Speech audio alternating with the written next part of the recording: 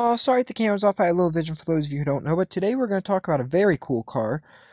It didn't get a lot of credit. It only came in a manual. Yes, they made automatic versions of the car, not in this model. Just the basic cars were automatic. The SVT, all the SVTs were manual. The Ford Contour SVT came out in 1998 with 195 horsepower, but in 2000 it came out with 210 horsepower out of its 6-cylinder 24-valve V6, and it was a 5-passenger manual sedan. It was made for people in the late 90s and early 2000s that wanted a Mustang, but they couldn't get a Mustang, and they couldn't afford the SHO Taurus, which that offered a 3.4-liter 8-cylinder in the late 90s. The early SHO Tauruses had a 3.0 and a 3.2. But that's a total different ballgame. We're talking about the SVT, made by Ford's Special Vehicle Team. That's what SVT stands for, Special Vehicle Team. Well, they made the Ford Contour, and it was a little bit different than the Contours. It was a Ford Contour SVT. It had different bumpers, different gauge cluster, and a different engine. The engine was beefed up with a 6-cylinder 24-valve shoved underneath the hood with a 5-speed manual. Yeah, the shifts ain't the best, but it does shift very good, but the shifter, in my opinion, could have a little bit more kick to it. It's a little bit laggy on the tranny side, but other than that, these cars are nice. If you can find one not modified, 100% original, grab it and hang on to it. It's going to be one of those vehicles in the future that are worth a lot of money. Right now, they're considered a collector car of the 90s. And don't get me wrong, those little suckers were quick. I'll tell you, I rode in one.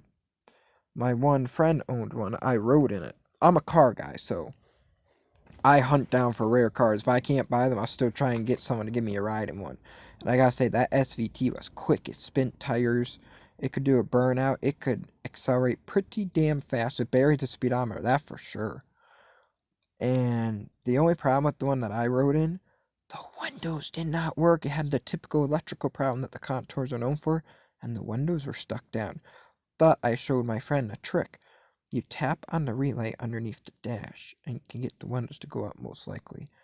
It ain't the relay. You can change the relay. It's a problem usually with the wiring to the relay. But right where it connects, sometimes tapping that and shaking the wiring harness going to the driver's door jamb will get all the windows to go up, because it's something with the wiring harness from the driver's door jamb to the fuse box. You might say, how does that affect the other windows from going up? It does.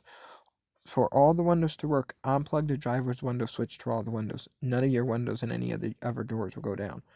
So, in return, the SVT, it has some electrical issues, yes. Has some tranny issues, yes. The 5-speed manual ain't the best tranny, but it does let it get up there. There are aftermarket websites that you can order a better transmission from. Make sure to stay at Rock Auto, Summit Racing, or stuff like that. Don't ever go to a website that you don't know about.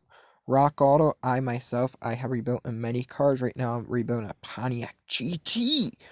I got my hands on it. You guys won't believe what I got for it. $900 for the GT. I cannot drive because I have low vision, but I love rebuilding cars.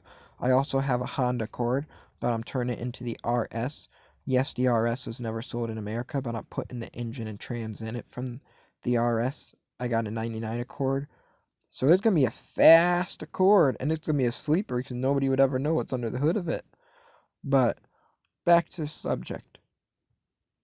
A Ford Contour is a perfect sleeper car. Nobody knows what's lurking underneath that body of that car. Nobody knows what's under the hood. Back in the late 90s and early 2000s, that was a lot of horsepower out of a 6-cylinder. Today, those numbers don't sound like a lot, but back then, that was a lot for its time. You gotta remember, back then in the late 90s and early 2000s, horsepower is lower than it is today. See you all in the next cool video. Don't forget to subscribe.